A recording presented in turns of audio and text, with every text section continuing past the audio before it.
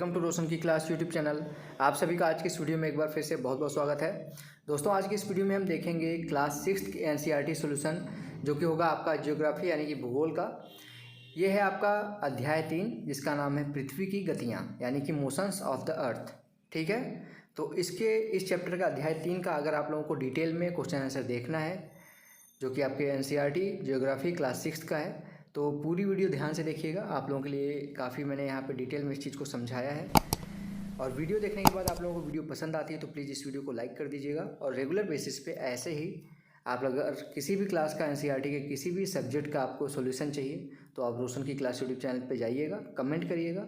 आप लोगों को 1 से 2 दिन के अंदर आप लोगों का सॉल्यूशन आप तक पहुँच जाएगा रोशन की क्लास यूट्यूब चैनल के माध्यम से, वीडियो के माध्यम से। जिसलिए आपको एक काम करना है, रोशन की क्लास यूट्यूब चैनल को सब्सक्राइब करना, नीचे लाल कलर का सब्सक्राइब बटन होगा, उस पर क्लिक करके सब्सक्राइब करना है और साथ ही साथ बेल आइकन को दबा के रखना है, जिससे आप लोगों की रिक्वेस्ट फुलफिल हो तो आपको पता चल जाए कि आपकी वीडियो बन चुकी है। ठीक, तो अब चलिए शुरू करते हैं आज की वीडियो। यहाँ पे देखिए अध्याय 3 है और इसके हम सारे क्वेश्चन आंसर देखेंगे। नाम है हमारा, फिर से मैं बता देता हूँ, पृथ्वी की गतियाँ यानी कि मोशंस ऑफ द अर्थ। ठीक, यहाँ पे हम देखते हैं पहला प्रश्न है। यहाँ पे देखिए पहला प्रश्न लिखा गया है, निम्नलिखित प्रश्नों के उत्तर संक्षेप में दीजिए, यानी कि शॉर्ट आंसर टाइप क्वेश्चन है। यहाँ पे शॉर्ट में आपको इन सभी क्वेश्चंस में प्रश्न नंबर 1 में आपके जो भी क्वेश्चंस होंगे उसके शॉर्ट में आपको आंसर देने हैं। तो पहला क्वेश्चन देखिए यहाँ पे है, पृथ्वी के अक्ष का झुकाव कोण क्या है। ठीक है, पृथ्वी के अक्ष का झुकाव कोण क्या है, तो इसका आंसर है सूर्य की परिक्रमा के दौरान पृथ्वी एक ओर कुछ झुकी रहती है। ठीक, यह झुकाव कोण आपका है कितना, यह झुकाव कोण मैं कलर थोड़ा सा चेंज कर लेता हूँ जिससे आप लोगों को दिखाने में आसानी हो। यह झुकाव कोण है 66.5 डिग्री, 66 डिग्री। यहाँ पे इसका झुकाव कोण है 66 सही 1/2 डिग्री, यानी कि 66.5 डिग्री ये झुकी हुई है पृथ्वी। ठीक, चलते हैं अगले क्वेश्चन की तरफ। अगला प्रश्न है हमारा, देखिएगा दूसरा प्रश्न है, हमें पहले प्रश्न का ही दूसरा पार्ट है।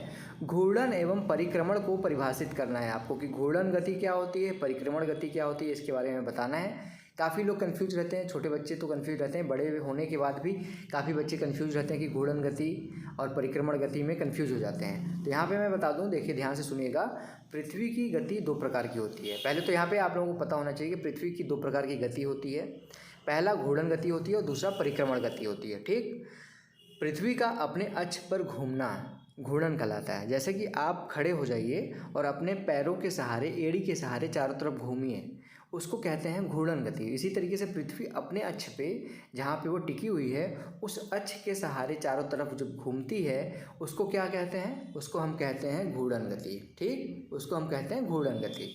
अगर बात किया जाए यहाँ पे परिक्रमण का, तो परिक्रमण का मतलब है सूर्य के चारों ओर एक स्थिर कक्षा में पृथ्वी की गति को परिक्रमण कहते हैं। यानी कि जो पृथ्वी है या फिर जितने भी ग्रह हैं वो सूर्य का जो चक्कर लगाते हैं एक निश्चित पथ पे लगाते हैं, दीर्घ वृत्ताकार पथ होता है उस पे लगाते हैं। ये सभी के सभी जो हमारे ग्रह हैं वो सूर्य का इस दीर्घ वृत्ताकार कक्ष में एक स्थिर कक्ष होता है, उसी पे बार बार हर साल उसी पे घूमते हैं ग्रह। तो उस पथ को कहते हैं स्थिर कक्ष कहते हैं। उस पथ पे जब हमारी पृथ्वी घूमती है, गति करती है, तो उसको क्या कहते हैं, परिक्रमण कहते हैं। यानी कि खुद अपना चक्कर जो लगाती है। एक जैसे आपने देखा होगा लट्टू आप जब फेंकते हैं तो वो कहीं ना कहीं जाके स्थिर होकर एक अपने जो उसकी धुरी होती है उस पर खड़ा होकर नाचता है चारों तरफ, तो उसको एक तरह से समझ लीजिए वो घूर्णन गति कर रहा है। और अगर आपने देखा होगा ग्लोब के चारों तरफ देखा होगा, ग्रह जो होते हैं वो चारों तरफ उसके चक्कर लगाते हैं, तो उस जो वो गति होती है उसको कहते हैं परिक्रमण। यानी कि परिक्रमा करने में जो गति लगती है उसको कहते हैं परिक्रमण, और घूमने में जो गति लगती है उसको कहते हैं घूर्णन। ठीक, आशा करता हूँ आप लोगों को समझ में आ गया होगा। अब चलते हैं हम अगले क्वेश्चन की तरफ। तीसरा प्रश्न है, पहले क्वेश्चन का तीसरा पार्ट, लीप वर्ष क्या है। आपसे पूछ सकता है, छोटे होने के आपके क्लास में तो है ही कक्षा 6 में, छोटे में, लेकिन बड़े होने के बाद भी ये क्वेश्चन काफ़ी इंपॉर्टेंट रोल प्ले करता है कि काफ़ी लोग पूछेंगे आपसे आगे चल के लीप ईयर क्या होता है, लीप वर्ष क्या होता है। इस लीप वर्ष को अच्छे से मैं यहाँ पे बता देता हूँ आप लोगों को। 4 वर्षों में प्रत्येक वर्ष में के बचे हुए 6 घंटे मिलाकर एक दिन यानी 24 घंटे के बराबर हो जाता है। ठीक, आपको पता होगा कि एक वर्ष आप सभी से अगर पूछा जाए कि एक साल कितने दिनों का होता है तो आप बताएंगे 365 दिन का। लेकिन वो 365 दिन का नहीं होता है। एग्जैक्ट जो समय होता है 365 दिन 5 घंटे 41 से 48, काफ़ी लोग कहते हैं इसमें, काफ़ी साइंटिस्ट की 5 घंटे 41 मिनट, काफ़ी साइंटिस्ट कहते हैं 5 घंटे 48 मिनट। तो इस तरीके से उसको ओवरऑल 6 घंटे मान लिया जाता है। तो हर साल जो एक साल में अगर दिन पूछा जाए आपसे तो 365 दिन होते हैं और 6 घंटे होते हैं, लेकिन उस 6 घंटे को हम नहीं गिनते हैं। उसी 6 घंटे को मिला के हर चौथे साल 6 घंटे के हिसाब से 6 चौक 24 घंटे हो जाता है हर चौथे साल। तो वो 24 घंटे का आपको पता है कि एक दिन उसको हम बढ़ा देते हैं, और वो बढ़ाते कहाँ पे हैं, फरवरी में बढ़ाते हैं। 28 फरवरी होती है। बाकी नॉर्मल ईयर्स में, ऑर्डिनरी साल जो होते हैं, साधारण वर्ष में 28 का होता है फरवरी, और लीप वर्ष में आपको पता होना चाहिए कि 29 का महीना होता है फरवरी का। ठीक, तो वही एक दिन बढ़ा दिया जाता है, वही लिखा गया है, देख लीजिए, 24 घंटे के बराबर हो जाता है। इसके अतिरिक्त दिन को फरवरी के महीने में जोड़ा जाता है। प्रत्येक चौथे वर्ष फरवरी का माह 28 के बदले 29 दिन का होता है। ऐसा वर्ष जिसमें 366 दिन होता है वो लीप वर्ष होता है। ठीक, लीप वर्ष में पूछा जाए तो 366 दिन होता है, साधारण वर्ष में पूछा जाए तो 365 दिन होता है। चलते हैं अगले पार्ट में, यहाँ पे चौथे पार्ट में। यहाँ पे देखिए पूछा गया है उत्तर एवं दक्षिण अयनांतों में अंतर बताइए। सबसे पहले अयनांतों का मतलब क्या होता है, यहाँ पे आप लोगों के सामने एक यहाँ पे वर्ड आया है अयनांतों। ठीक, इसका मतलब क्या है, इसका मतलब होता है, यहाँ पे बच्चों ध्यान से सुनिएगा, जब आपका सूर्य एकदम दक्षिणी ध्रुव पे होगा, दक्षिणी छोर पे होगा, और या तो सूर्य जो आपका एकदम उत्तरी छोर पे होगा, तो ऐसी स्थिति को अयनांत कहते हैं। ठीक, यहाँ पे पूछा गया है उत्तर एवं दक्षिण अयनांतों में अंतर बताना है आपको। तो यहाँ पे देख लीजिए लिखा गया है 21 जून को उत्तरी गोलार्ध में सबसे लंबा दिन, यानी कि उस दिन उत्तरी गोलार्ध के सबसे उत्तरी छोर पे सूर्य होगा, तभी सबसे लंबा दिन होगा, तथा सबसे छोटी रात होती है। जबकि इसी समय दक्षिणी गोलार्ध में सबसे छोटा दिन उसके अपोजिट, यानी उस अपोजिट से सबसे कम सूर्य का प्रकाश पहुँचेगा, यानी कि सबसे छोटा दिन होगा और सबसे बड़ी रात होगी। पृथ्वी की इस अवस्था को उत्तरी अयनांत कहते हैं। उसी तरीके से 22 दिसंबर को जो सूर्य होता है दक्षिणी गोलार्ध में होता है, दक्षिणी गोलार्ध के सबसे दक्षिणी छोर पे होता है, इसलिए दक्षिणी गोलार्ध में सबसे लंबा दिन होता है और सबसे छोटी रात होती है। जबकि उसी समय उत्तरी गोलार्ध जो है आपका, उत्तरी गोलार्ध में सबसे छोटा दिन और सबसे लंबी रात होती है। ठीक है, पृथ्वी की इस अवस्था को दक्षिणी अयनांत कहते हैं। तो याद रखिएगा, यहाँ पे 2 चीज़ याद रखिएगा, 21 जून को उत्तरी अयनांत होता है, 22 दिसंबर को दक्षिणी अयनांत होता है। ठीक, इतना बस याद रखिएगा आप लोग। तो आशा करता हूँ आप लोगों को समझ में आ गया होगा ये क्वेश्चन। अब 5वां क्वेश्चन देखते हैं इसमें, विषुव क्या होता है। विषुव का मतलब होता है, यहाँ पे देखिए लिखा गया है 21 मार्च से एवं 23 सितंबर को सूर्य की किरणें विषुवत वृत्त पर सीधी पड़ती हैं। विषुवत वृत्त आपने देखा है पृथ्वी के बीचों बीच से जाता है। 21 मार्च और 23 सितंबर को सूर्य की किरणें जो होती हैं वो विषुवत वृत्त पर सीधी पड़ती हैं। इस अवस्था में कोई भी ध्रुव सूर्य की ओर नहीं झुका होता, यानी कि ना तो दक्षिणी ध्रुव पास होता है सूर्य के, ना तो उत्तरी ध्रुव पास होता है, क्योंकि सूर्य का प्रकाश एकदम पृथ्वी के बीचों बीच होता है, गिरता है। ठीक, इसलिए पूरी पृथ्वी पर रात एवं दिन बराबर होते हैं, यानी कि पूरी पृथ्वी पे ऐसा एक ही दिन, 2 दिन होते हैं, 21 मार्च और 23 सितंबर, जब पूरी पृथ्वी पे एक समान रात होती है, मतलब बराबर समय की रात होती है और बराबर समय का दिन होता है। ठीक, इसी को कहते हैं, इसे विषुव कहा जाता है। ठीक है, चलते हैं आगे की तरफ। अगला क्वेश्चन है, दक्षिणी गोलार्ध में उत्तरी गोलार्ध की अपेक्षा उत्तर एवं दक्षिण का अयनांत अलग अलग समय में होता है, क्यों। तो इसको बताना है। देख लीजिए लिखा गया है, जब उत्तरी गोलार्ध सूर्य की तरफ झुका होता है तो सूर्य की किरणें कर्क रेखा पर पड़ती हैं। ठीक, आपको पता है कि ऊपर की तरफ उत्तरी गोलार्ध की तरफ कर्क रेखा है, उस पर पड़ती हैं। जब उत्तरी यहाँ पे गोलार्ध में सूर्य होता है, झुकी होती है, तो उस समय जो कर्क रेखा पे हमारी सूर्य की किरणें पड़ती हैं सीधी, इसलिए उत्तरी गोलार्ध में ग्रीष्म ऋतु होती है तथा दक्षिणी गोलार्ध में शीत ऋतु होती है। जब भाई सूर्य हमारा उत्तरी गोलार्ध में होगा तो दक्षिणी गोलार्ध में शीत ऋतु होगी। उसी तरीके से यहाँ पे देखिए, और जब दक्षिणी गोलार्ध में जब दक्षिणी गोलार्ध सूर्य की ओर झुका होता है तो सूर्य की किरणें मकर रेखा पे पड़ती हैं। ठीक, उत्तरी गोलार्ध में तो आपका कर्क रेखा पे, दक्षिणी गोलार्ध में तो मकर रेखा पर सीधी पड़ती हैं, इसलिए दक्षिणी गोलार्ध में ग्रीष्म ऋतु तथा उत्तरी गोलार्ध में शीत ऋतु होती है। अब चलते हैं हम अगले क्वेश्चन की तरफ। यहाँ पे देखिए अगला क्वेश्चन है, ध्रुवों पर लगभग 6 महीने का दिन एवं 6 महीने की रात होती है, क्यों। ऐसा क्यों होता है कि जो ध्रुव होते हैं, हमारे उत्तरी ध्रुव हो गया या फिर दक्षिणी ध्रुव हो गया, वहाँ पे लगातार 6 महीने तक रात होती है और लगातार 6 महीने तक दिन होता है। ऐसा क्यों होता है। तो यहाँ पे देखिए, जब उत्तरी गोलार्ध सूर्य की तरफ झुका होता है तो पृथ्वी के अपने अक्ष पर झुके होने के कारण पृथ्वी ध्रुव पर लगातार 6 महीने तक सूर्य की किरणें पड़ती हैं। यानी कि लगातार झुका है सूर्य के सामने तो 6 महीने तक लगातार सूर्य की किरणें उस पर पड़ती हैं, जिससे 6 महीने का दिन होता है। इसके विपरीत दक्षिणी ध्रुव पर 6 महीने की रात होती है। दक्षिणी ध्रुव उसके पीछे होगा।